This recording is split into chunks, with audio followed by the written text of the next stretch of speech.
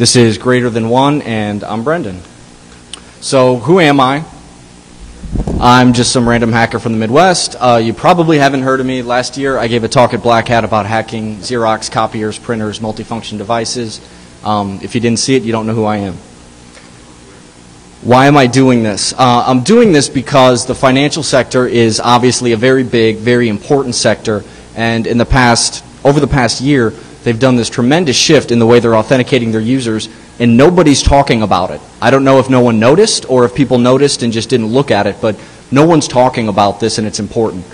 What is the goal of this presentation? The goal is, at the end of this, for every person in the audience to say, that's simple, I could have done that. That's my goal. This is simple stuff. We're going to talk about it, and I hope you all have the same understanding that I do when we get out of this. And as a disclaimer, I am not targeting anyone. I'm not specifically targeting any sites, any banks or financial institutions, or any technology vendors. It's my opinion that they all kind of suck. Some suck more than others, but I don't think anyone's doing it right. All right, so we're going to do some background information. I'm going to discuss control types. We're going to look in depth at 3 of the main technologies: device fingerprinting, one-time passwords, knowledge base archives. Get that code and demo in, and then conclusions, which is me just ranting. All right, so who here uses internet banking, internet bill pay, checks or pays a car loan or mortgage, retirement, 401k, any type of financial services? A lot of you. Obviously, a lot of people in America do this. We're not quite up to the penetration rate that Europe or places like Korea and Japan are, but a lot of people use these services and have come to rely on these services. Hopefully you that do internet banking or internet financial transactions are going to recognize some of the things I'm talking about. So to understand why I'm talking about this, we need to understand what's driving the industry. And this is FFIEC, Federal Financial Institution Examination Council. It's a federal governing body that about 1.5 years ago came out with a document called Authentication in an Internet Banking Environment. This is a regulation that applies to all financial institutions that the FFIEC governs. It's a pretty brief document. You can find it at ffiec.gov or just Google it. I'm going to talk about one key paragraph, the thesis statement of this document. The agencies consider single-factor authentication as the only mechanism to be inadequate for high-risk transactions involving access to customer information or the movement of funds to other parties. Account fraud and identity theft are frequently the result of single-factor authentication exploitation. That's the conclusion. So that's a loaded paragraph. So there's a couple of key points. Number 1, access to customer information or movement of funds. That's pretty much every screen in an internet banking application. Other than maybe the help screen, that's every screen that's in there. It's important to note this does not mandate two-factor auth. It only says single-factor isn't good enough. That's where I get the title of my talk, Greater Than One. So banks aren't deploying strict two-factor authentication in the classical model, something you know, something you have, something you are. They're doing what I call 1.5-factor. It's a little more than 1, but it's not quite 2. Why aren't they doing the other 2 factors? Simple, cost. Hardware tokens are expensive, and they're easily lost, stolen, or broken. They can go anywhere from $35 to $75 a pop. You multiply that by 100,000 or 1 million retail users. That's a huge cost for a bank to bear, and that's why they're not doing it. Biometrics for the end user, that's out of the question.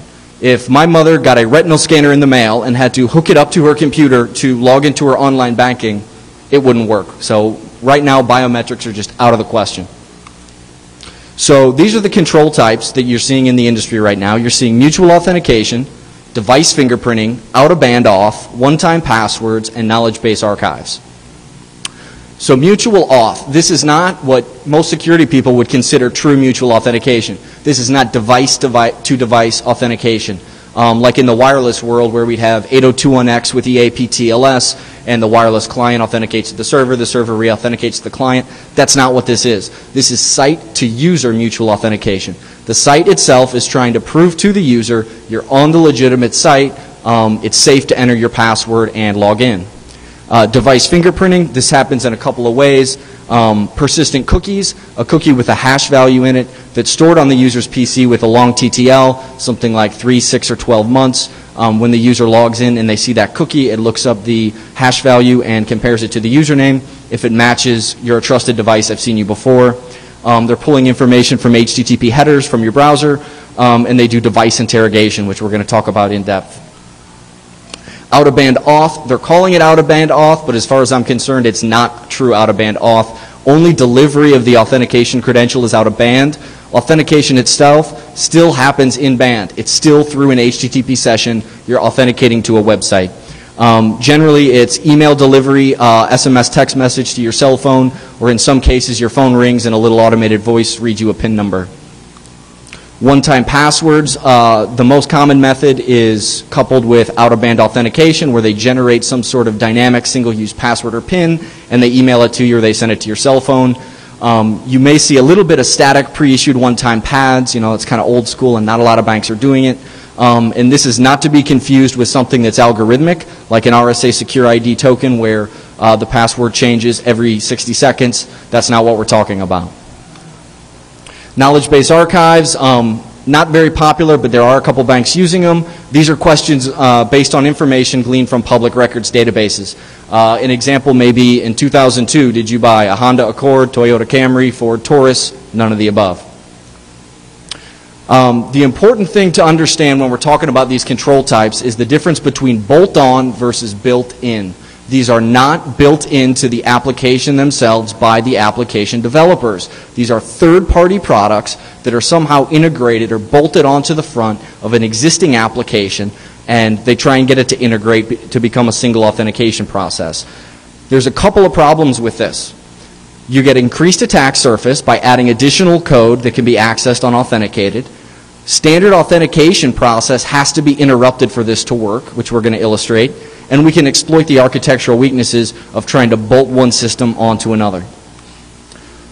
Simple request response authentication. If you're not familiar with this, you're in the wrong talk. We have the client, a web server, and a database. At its most simple, you post your username and password through a login form. At its most basic, a select query against the database, select username and password to see if the username and password are accurate. Database responds with a 1 or a 0, yes or no, and if you fail, the web server gives you a generic error message, invalid username or password. Now this is important because security people for years have been trying to beat it into the heads of developers. Don't just say invalid username or invalid password. Give a generic error message no matter what they fail. And we finally got that covered. They finally listened, and now all these applications have generic error messages, invalid username or password.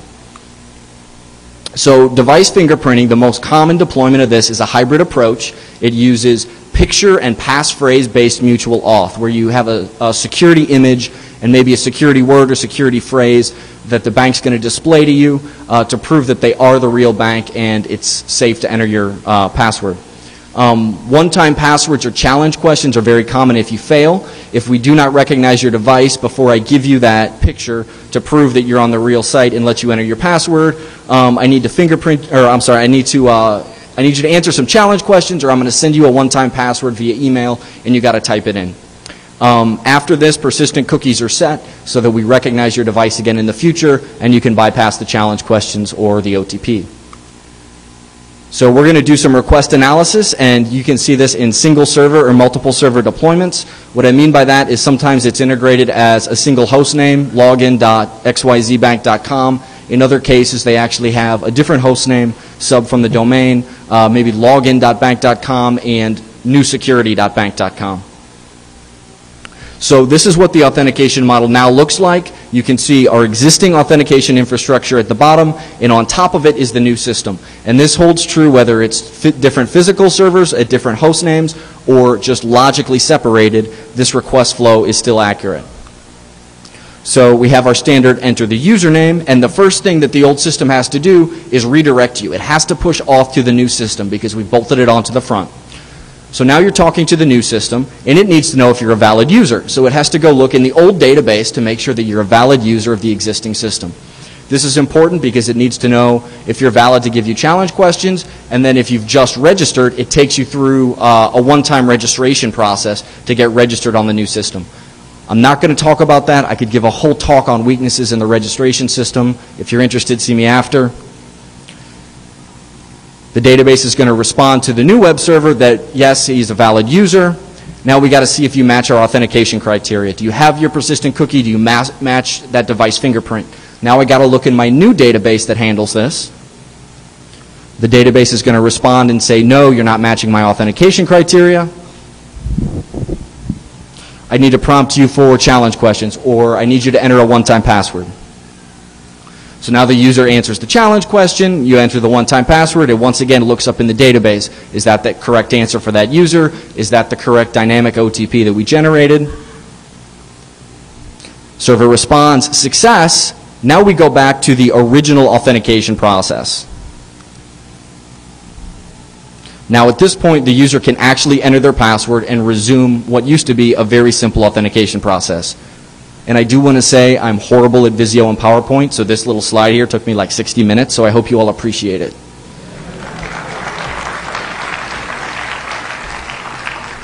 So we resume authentication, and now the user's finally logged in. So, quick overview. Post username and the cookie, if a persistent cookie exists, we're going to analyze the device fingerprint, new authentication challenge, answer the challenge, go to the old login. So, one question I want you guys to think about is, in systems where they're actually using two separate servers at two separate host names, how are two different servers with different SSL sessions keeping state? Your client has a unique SSL tunnel to server A and a unique SSL connection to server B, and somehow these servers need to know what state they're in so you don't go straight to the password, or you haven't entered or passed the authentication process, so it's time for me to redirect you to server B in the new system. We're going to analyze a post body, see what they're trying to do and how they're doing it, and dissect some parameters and values. I had to black all this out for two reasons. As I said, I'm not targeting anyone in particular, and I trust no one in this room with who I bank with. So I'm blacking out the header to see what site I'm actually looking at. Down here at the bottom, at the top, or I'm sorry, the second phase within the request body itself, that's some site specific stuff. Text user ID, that's my valid login name. These are my real credentials. I'm not giving them to you. The really interesting stuff that was down here at the bottom. Do you see these parameters that start with FP? We have FP browser, FP screen, FP software, FP time zone, FP language, and then this one really big parameter called PMFP. Now, notice that all these little FP ones, the 5 ones ahead of it, are not populated. But down here in this PMFP parameter, we have a really, really long string. I'm going to show it to you bigger on another slide in a second. So what they're doing is, instead of individually populating all these parameters, they're just concatenating it into one big string and passing it all as one big long value to a single parameter. This is another bank that's using the same system and does it the other way. They're all doing the same thing, just variations on a theme. So you can see at the bottom here, they are individually populating their parameters, their FP browser, their FP screen, their FP software. So here it is bigger. You can see what it is that they're actually doing. This is the first bank, the concatenated string with these individual parameters. So FPUA, what do you think that stands for? That looks like a user agent to me. Looks like they're fingerprinting your user agent. FPSC, and you got these numbers, 1024, 768, 32. That's my screen size. FPSW, we see PDF, we see SWF, we see QT. What is that? The SW probably stands for software. This isn't hard. TZ, -4. That's my time zone, Greenwich Mean Time, -4. FPLN, lang equals ENUS. That probably stands for language. This is not hard stuff to figure out. Here's the second site where they're putting it into individual parameters. They're doing the exact same thing. App name, Microsoft Internet Explorer. Here they're using CPU class, x86, platform Win32, app version, again, user agent. I took out some of the UA stuff because you saw it on the last slide. And then down here they actually spell it out. Plugins, Adobe Acrobat plugin, QuickTime plugin, Windows Media Player plugin. They're using all these individual values to create a fingerprint that's supposed to be unique to my computer, to know what my user agent is, my platform, my CPU type, all the plugins that I have installed that my browser will support. We'll get to that. The application is trying to gather information specific to your device to form a fingerprint. Now, when I say fingerprint, you should all be thinking unique. My physical fingerprints are different than his, different than his, different than his. Well, computers can have the same fingerprints. Two different systems can match the exact same fingerprint. So the basic premise of fingerprinting fails because they are not unique to a device. Multiple devices can have the same fingerprint. Furthermore, when we look at all the parameters that are in there, there's a whole lot of data and a whole lot of possible values. So objectively, we have a mathematically large possible data set. But in all probability, when we look at it subjectively, we have a very small possible data set. Let me guess, you're running Windows XP, you're using Internet Explorer, your screen resolution is 1024 by 768 or 800 by 600, you have an x86 CPU. You don't have to be the great Karnak to figure out what most users are going to run. In addition, most users, they buy off-the-shelf hardware. They buy a Dell, they buy an IBM, they buy an HP. These come with OSs preloaded and software pre-configured. They're going to be a very small set of fingerprints that a very large set of computers are going to match just out of the box. So how are they gathering this device? How is this device information? How is their web server interrogating your device? It can't just reach through the tubes and feel around and figure out what your computer config is. They're using JavaScript. Client-side JavaScript is the preferred method of most security developers. Unfortunately, that's a joke, guys. Client-side JavaScript bad for security. Well, JavaScript comes down with the HTML and clear text. Reverse engineering isn't hard when the source code is sitting in front of you in clear text. This is JavaScript from a very, very large bank that comes down and they use for authentication. Complete with developer comments. This function captures the user agent string, fingerprint browser. I wonder what that does. This function captures the client screen information, function fingerprint display. I wonder what that does. This isn't hard. They're telling you exactly what they're doing and exactly how they're doing it, and then they're commenting the code for you. So what happens if we fail? What happens if we fail device fingerprinting? We're coming from a different machine, or we just got a new machine and it's been altered enough that our fingerprint doesn't match. Well, they may hit you with challenge questions, or they may prompt you for a one-time password. Now, the one-time password is going to be delivered out of band, most likely via email, possibly text to your cell phone. But the session ID is not enforced. I'm not going to say always because I haven't looked at every single bank in existence, but I'm going to say usually, as a general rule, they don't enforce session ID. So the session ID of the client in their browser that requested the one-time password to be sent does not need to be the same as the session ID or of the client or browser, even the same IP as the machine that actually completes the authentication process. These one-time passwords are being generated. They generally have long TTLs, or they just persist until consumed. So you can generate a one-time password, close your browser, go to work the next day, enter it, and complete the authentication process. They're not enforcing that it's from the same session ID or even the same IP. Successful authentication, when we succeed, we enter our one-time password or we answer our challenge question. We're going to get our picture and passphrase for mutual authentication, and the persistent cookie is set.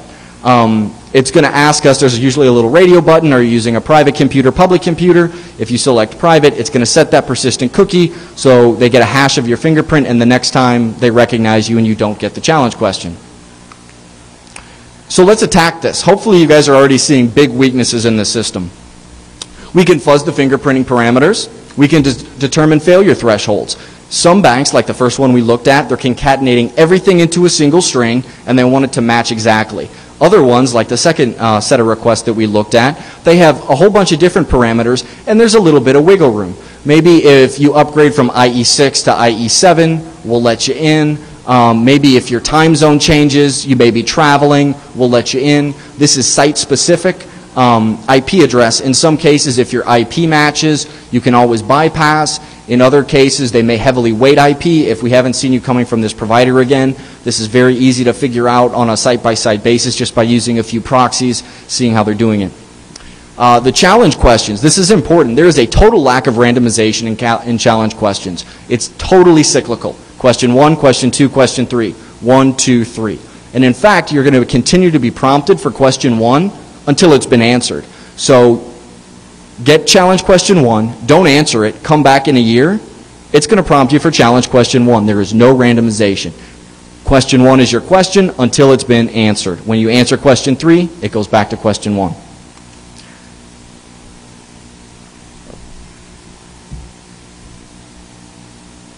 Sorry, I had a point there at the bottom. This makes it trivial to enumerate valid usernames. Now, some of the banks have actually recognized this piece since I submitted this talk. Some are still doing it.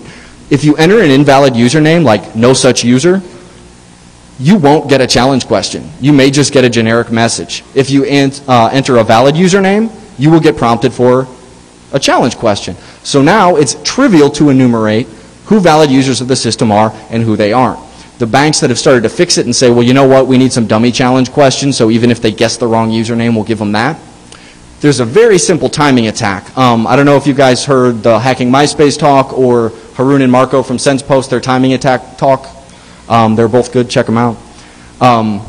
This is nothing quite that complex, but it's a very simple timing attack. If you remember that earlier slide where I had that arrow moving around everywhere, the first thing it does is determine if you're a valid user. If you're an invalid user, it's immediately going to give you some fake challenge questions. If you are a valid user, it's going to take longer. You don't even need a script to measure this. You can usually measure it just by watching. There is a noticeable difference. It is trivial to enumerate valid usernames on these systems. So multiple servers and redirects. So I had you think about the multiple server session where we have two SSL tunnels to two different servers, server A and server B. They're keeping state through the client. You are the client. So if two different servers are keeping session state through my computer, do you think we can mess with session state? Probably.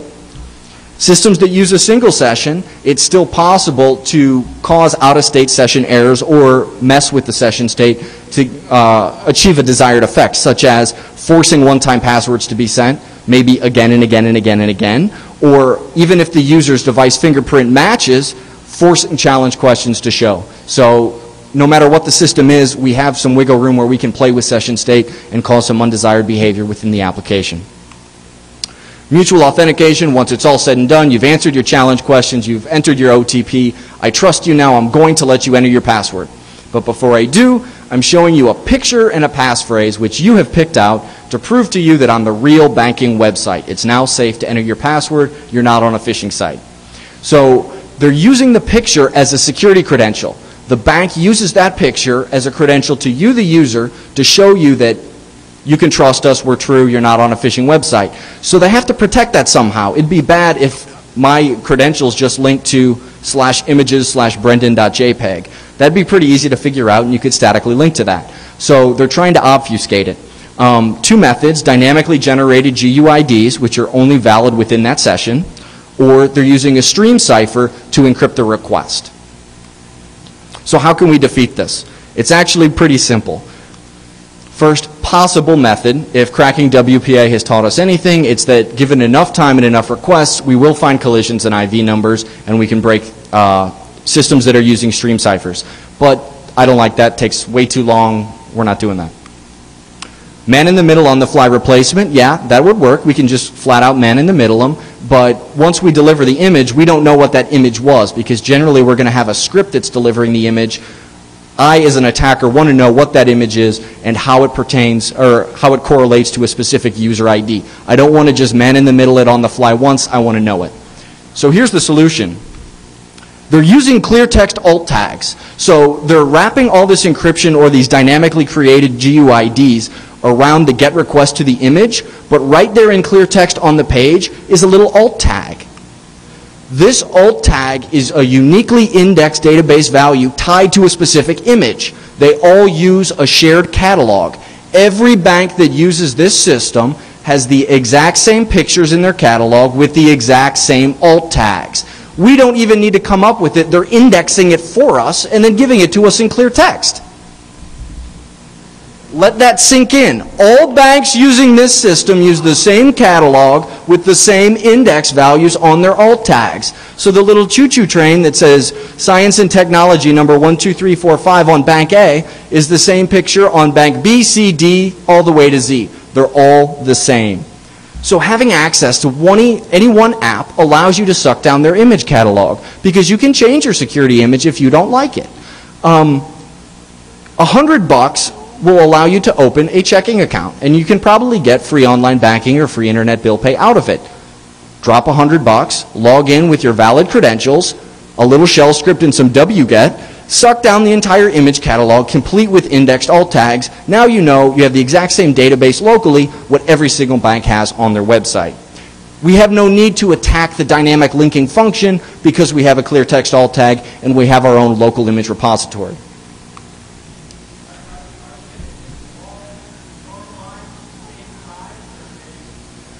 Yes, they're static.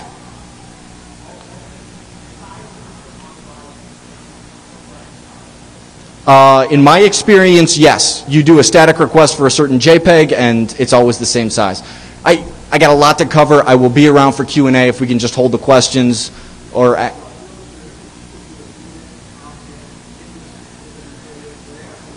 Right. We're going to get to that in the demo, so please hold the questions. I don't mean to be rude, and I'll answer all your questions afterwards. So again, if we go back to the FFIEC document, this is designed to combat phishing, transaction fraud, and identity theft. That's the stated purpose. That's why all these banks are spending all this money and all this effort in implementing these systems. So how does it measure up to the stated purpose? Well, phishing is targeted at a specific organization. The attacker can simply copy the code from the JavaScript within the fingerprint from the target site. That's what I did. I flat out plagiarized their JavaScript and threw it in a phony authentication form. It's clear text. You have the source. It's documented. Just grab it. Grab it and put it on your page. There's not a lot of thinking to it. As long as the username is correct, failing a device fingerprint will present us with challenge questions. And I talked about how they're not random. It's always challenge question 1. So the attacker can prompt a user for the answer to the challenge question and then just do a simple redirect to the real site. If the user has a persistent cookie already set, as many probably do, they'll bypass the challenge question completely. And that challenge question and the answer that you, the attacker, have is valid until you decide to use it. So you don't have to even use it right away. You can go back and use it in a day or a week or an hour. Spear phishing. This is now easier than ever. Does everyone know what I mean by spear phishing? Spear phishing is when you target an individual user or individual set of users. You're not just mailing your phishing attempt to absolutely everybody that's in some spammer's database. So because valid account names can be enumerated, we can put a little bit of thinking. So if your username is CubsFan266, what do you want to guess that your email address is maybe CubsFan266@AOL.com or Hotmail.com or Yahoo.com? And because we can brute force, and not even brute force, more like intelligently guess device fingerprints, we can get the security picture and the security phrase for this user and send them an email. So if you get an email that's addressed to you that looks like it's from your bank and it has your bank's authentication credentials, which are the image unique to you and that passphrase unique to you, you have a much greater likelihood of actually falling for this targeted phishing attack. I would guess that your average user would probably click the link or probably enter their information if it looked like it was from their bank and it had that supposedly secret picture and passphrase that only the bank's supposed to know. This does absolutely nothing to stop fraud. Absolutely nothing. All transaction fraud takes place once you're in the system. We have the inheritance trust model within web applications. Once you're authenticated, your session ID on the server side is marked authenticated. This is how web apps work. This is why you can go from page to page to page without getting prompted for a password. It's just the way they work. Once you're authenticated, all your transactions are suddenly valid. This does not stop transaction fraud in any way, shape, or form. Identity theft. Does it stop identity theft? Most of these systems are doing data masking where they're starring out the account number. So even if Mr. Bad Attacker does somehow break our impenetrable security system and they can actually see the screens within the application, we're going to go ahead and star out those account numbers just so they can't get that user's information. Who has a checking account with online banking? There's this little thing that came out a few years ago. It's called check images, where checks that you've entered are shown in your transaction history, and you can actually click them and get a little, PNG or a PDF that shows the front and back of your check. Well, what's on a check? Your account number, your ABA routing transit number, your full name, maybe your wife or husband's name, your full address, your signature, maybe your phone number and social security number if you're really stupid. As an attacker or identity thief, you can mask that account number all you want. Start the whole thing out, because one click away is a lot more information that's going to facilitate identity theft. You're doing absolutely nothing to stop me. If you don't have a checking account, maybe it's just a savings account, or it's a brokerage account, or you pay your mortgage online, credit cards. All of these companies have e-statements where you can print out an electronic copy of the statement that you get in the mail every month, which has your full account number, your full legal name, your street address, tax forms, deducting interest payments on a mortgage maybe, or a 1099 from your savings account or from your online brokerage account. The IRS isn't taking a tax form with the start out account number. No, you print out the tax forms online, and there you have your full name, your full account number, street address, and possibly social security number. So they can mask it on the summary page all they want. 1 or 2 clicks away, more information, better information to facilitate identity theft. One-time passwords. How am I doing on time? Oh, I got to hurry up. We covered some of this already. Only delivery is out of band, hardware and soft tokens. If the app isn't enforcing all phases within a single session, we kind of talked about the same issues apply. Longer non-existent TTLs, they may be valid for hours, days, weeks, or just valid until consumed. OTPs are only most effective when required for every login, so the user is always entering the OTP and always overriding that last database entry. Otherwise, I don't think that they're effective at all. The same weaknesses apply. They can be met in the middle. Very simple. You get the user to give you the one-time password and you proxy it over to the real server. You get your persistent cookie set. Now all of a sudden you can bypass that new authentication system. Email or SMS delivery sets a pattern for the user. This is important. Anyone that works in security, over the past 10 years, we've been trying to beat it over the heads of our users. Don't just click links in emails. If you get an email from your bank, or it looks like it's from your bank, and says you need to go log in and enter some information to validate your account, don't do it. So not only are the banks training users to do this, they're requiring it. If you use one-time passwords via email, you have broken what security people have been trying to teach users for years. And you're not just enforcing the bad habit, you are requiring it. They cannot log in unless they do this. Cross-site request forgery is possible. I'm going to skip a little bit of that, but basically with a phishing site, we can use XSRF and generate a whole lot of these one-time passwords. So OTPs, how do they measure up? Slightly better than fingerprinting because it's a little more difficult to be transparent. You can't just forge a device fingerprint or do the challenge question. You need the user to stop, check their email, check their cell phone, and enter it. It trains the user to trust email more. This is bad. Please stop doing it. If anyone here works for a bank, stop it. You're not helping. We're training them to click those links, and we're training them that using email for security purposes is okay. This does absolutely nothing to stop fraud or identity theft. Just like we talked about, the inheritance trust model still applies. Once you're authenticated, same thing. You're not doing anything. You're not helping the problem with the stated purpose of phishing, identity theft, and transaction fraud.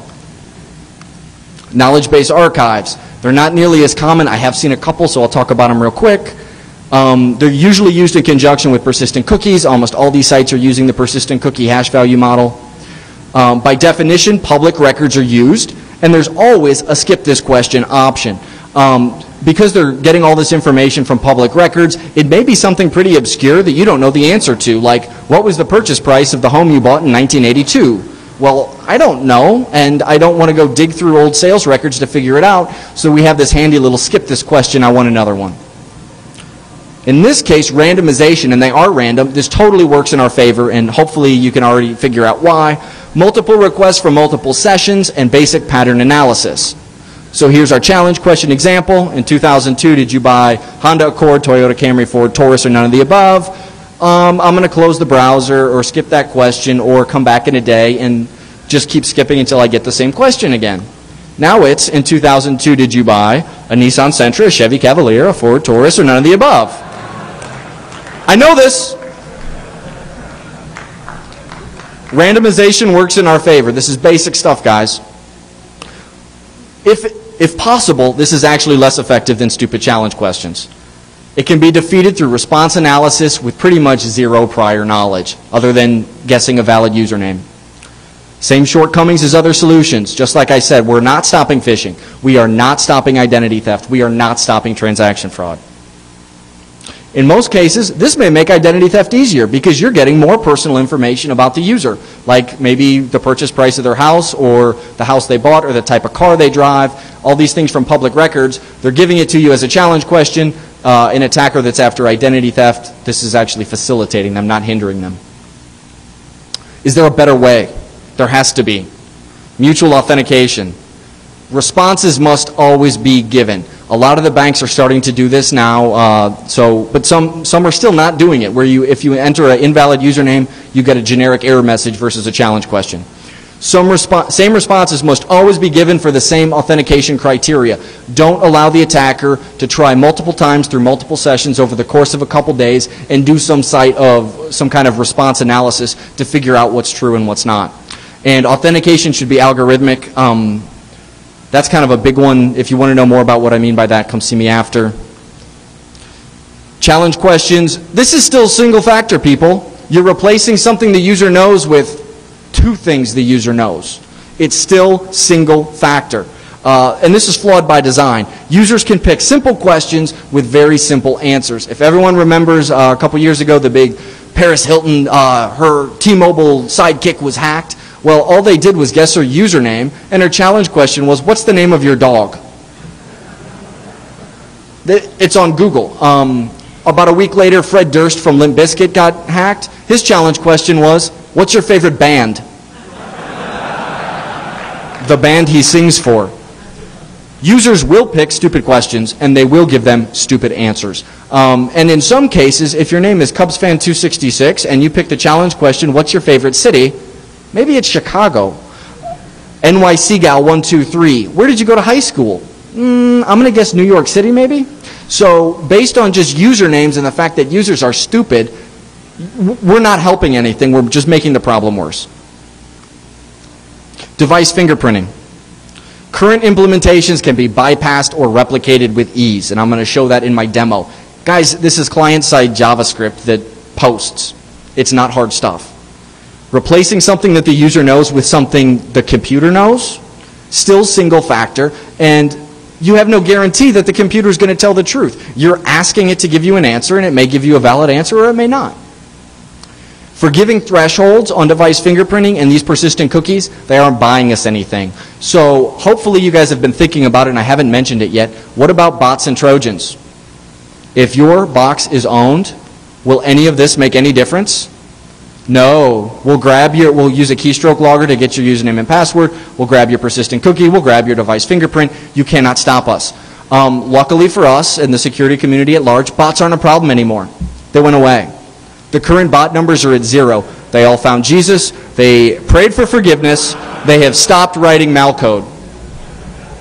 No. Anyone that was at Internet Wars yesterday will know the problem's worse than ever. And it doesn't look like it's getting better anytime soon. Bots are still a problem, people are still owned, and this does absolutely nothing to stop someone that may be Trojan or have a bot. Stop fingerprinting devices, start fingerprinting behaviors. Behaviors are far more unique than Dell, IBM, HP, their standard off-the-line models. There's a finite subset of potentially likely answers to a device fingerprint. So stop fingerprinting devices. Plus, the device can lie. I, as an attacker, can forge your fingerprint. There's no guarantee here. Start looking at how the users are actually using your application once they're authenticated. True transaction-based behavior analysis and anomaly detection. If you always pay between $50 and $100 a month for your gas bill, and suddenly you're paying $3,000, throw a flag. That's outside normal usage. Or normally all you do is transfer money from checking to savings or savings to checking. Now you want to do a wire transfer internationally.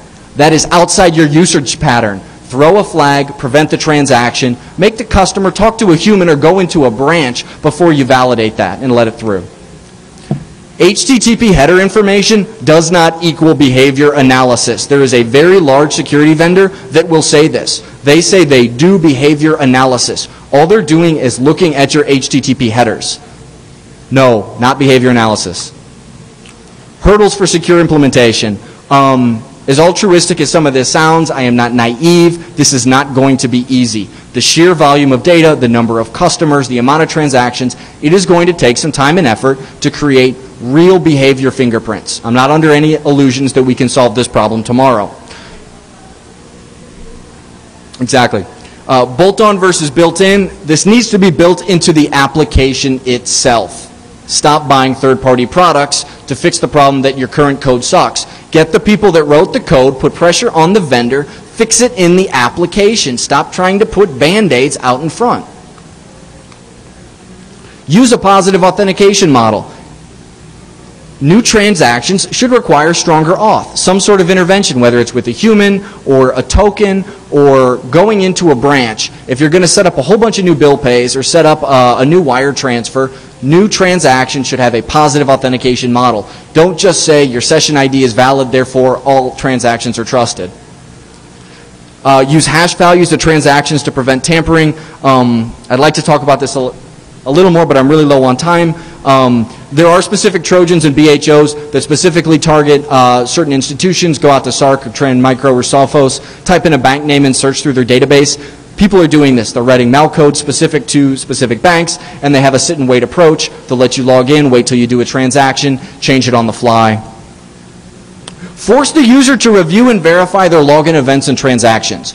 At best, the bank may have, when you log in, your last login time was this. Your last login date was this. No, print it out. Show them all the login events. Show them all the transactions that took place under their credentials. Send it to them in the mail with their statement or show it online. Somehow let the user know how their account is being used.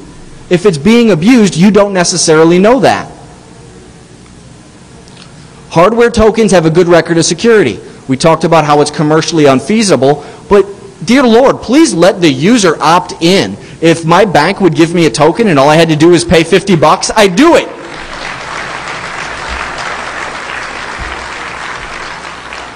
Maybe share the cost with the customer, but come on, hardware tokens are good. They have a pretty good track record. Let's use them. If the bank doesn't want to foot the bill for the cost, let the user opt in.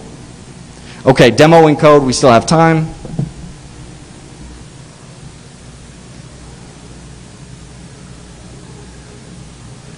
This is dcbank.htm, simple HTML form. I just took out any company-specific information. I flat out plagiarized this off the target bank. Go to their login page, view source, copy and paste, there's your web page. You can see where the blinking cursor is, action equals. I'm posting to my POC code. It's poc.cgi, just to show that I am submitting to the form I created.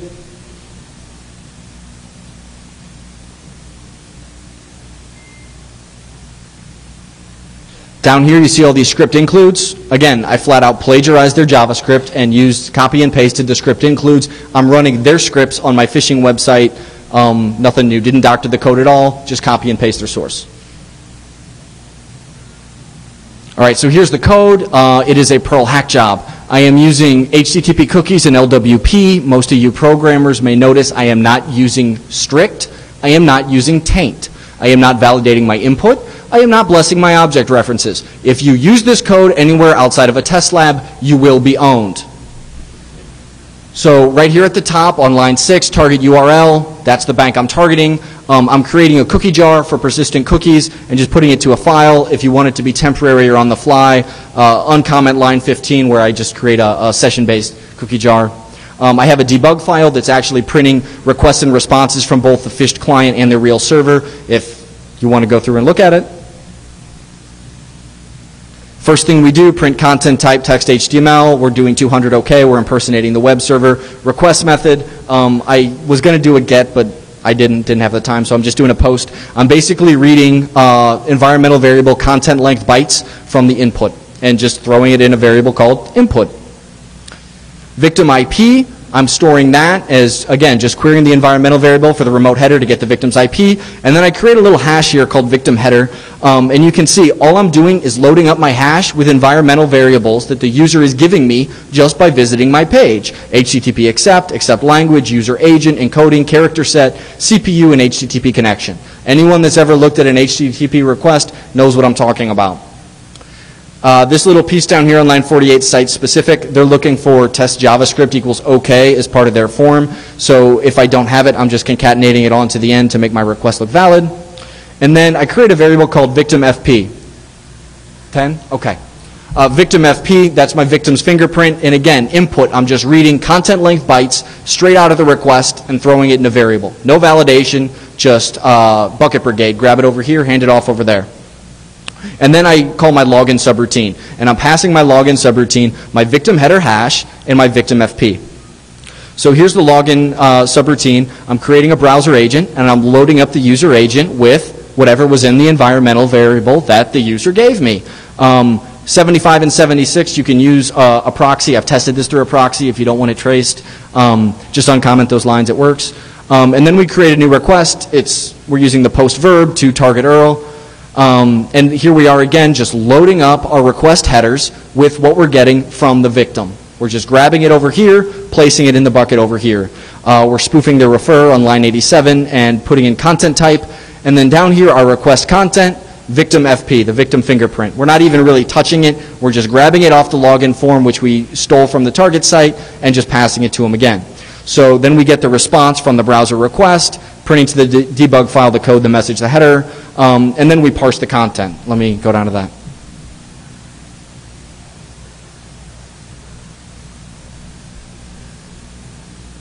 All right, so here's the parse content subroutine. I basically throw the content to the page in an array and trim off the first top of it because I don't care about any of the metadata or table structure or anything like that. I'm only interested in two things. View state, that's a variable that I had to use for the specific site I'm targeting. They use an ASP.NET application with view state. Most of you who code ASP.NET know what I'm talking about. So I just need to capture it and use it depending upon what phase I'm in just to stay in sync and in state with the server. I create a variable called passed and mark it to 0. We haven't passed anything yet. I parse it and I grab the view state with some simple regex and store it in a variable. If we see within the page complete login, that means we have completed device fingerprinting and we're ready to phish the user for the password, so I mark passed equals 1. Else if your security question, that means we did not pass, they're going to prompt me for a security question, so I need to grab that security question so I can give it to the user and man in the middle them. So if passed equals 1, we're basically grabbing, again with some simple regex, the caption or the security phrase associated with the image. And then down here you can see, again, simple regex. I'm grabbing the alt tag because that alt tag is going to have a one-to-one correspondence with my local image repository on my evil server.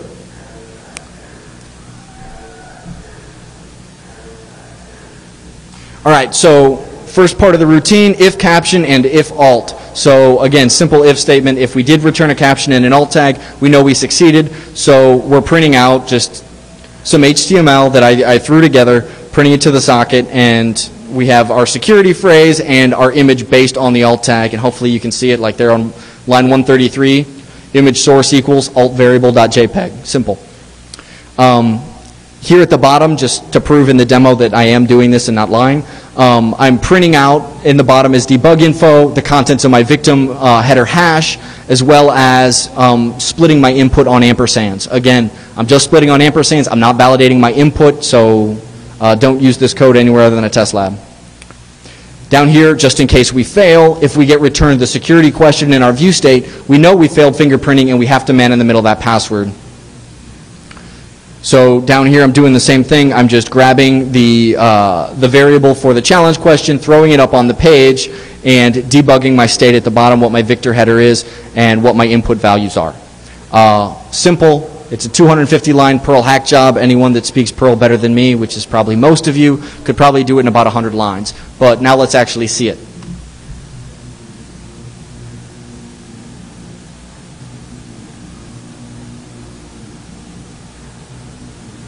So here's DEF CON Bank. This is my page I put together. I'm going to do a quick view source to show you it's the same source code. There it is, posting to my form, poc.cgi, right up there at the top. Again, totally plagiarized from the target site. I did very little effort on this. Down here at the bottom, you can see, let me pause that. So this is the first site we looked at where they have within the code all these individual variables for browser and screen and things like that, but they're not using it. They're concatenating them all into a single value and passing it as part of a single parameter. Can you guys see that? No? Wow, that's a lot better. I hate Windows Media Player. Come see me, I'll give it to you. All right, so that's our HTML source. I'm going to show you my cookies just to show that I have no cookies. I don't have a persistent cookie. I'm not spoofing this in any way. My cookies are clear on Firefox. So I'm going to enter my username. And I'm posting to my CGI that's attacking my target site, man in the middle. It's going to hang for a bit because remember I have to wait for the target server to fully respond before I can respond to the user.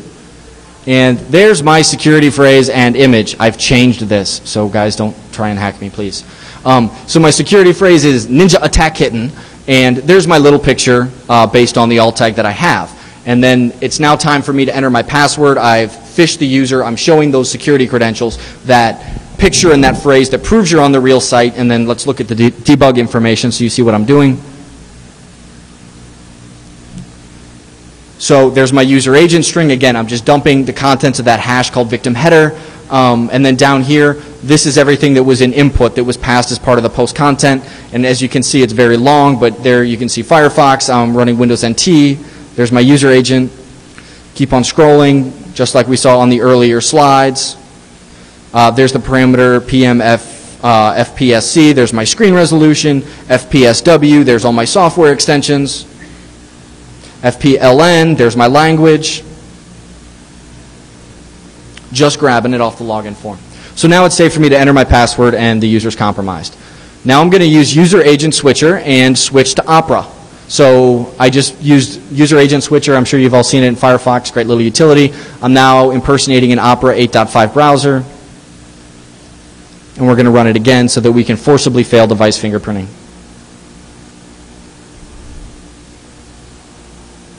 Enter my username.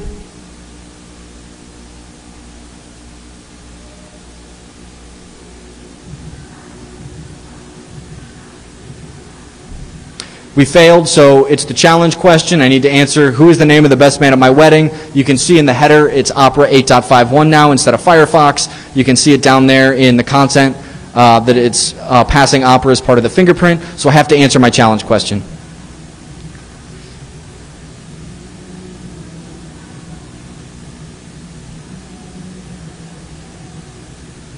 Voila, there it is. Simple.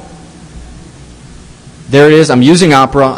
My browser says Opera within the header. It says Opera within the fingerprint that I'm passing. It is trivial to impersonate or bypass these things. With very little coding skill, anything other than view source on their actual login form, copying down the JavaScript it includes, and throwing up a phishing site. This does not stop phishing at all. 1 minute? Oh, crap.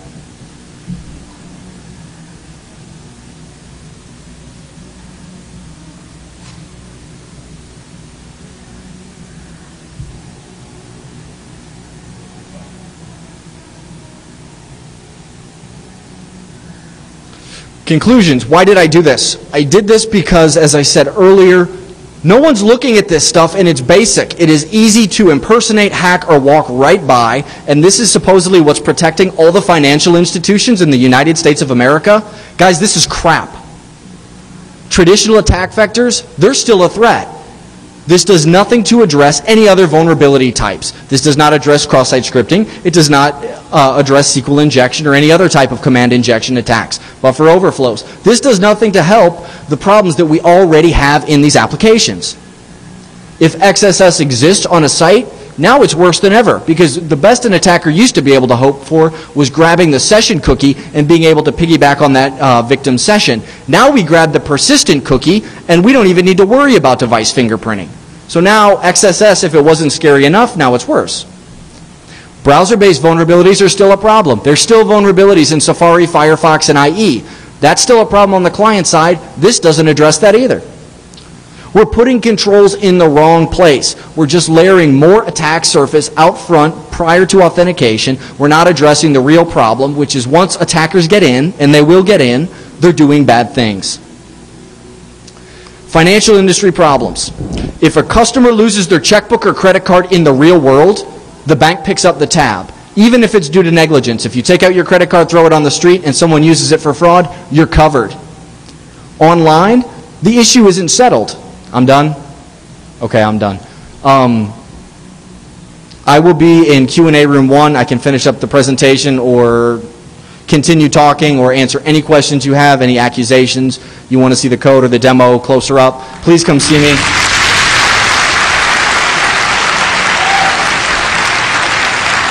Thank you all very much.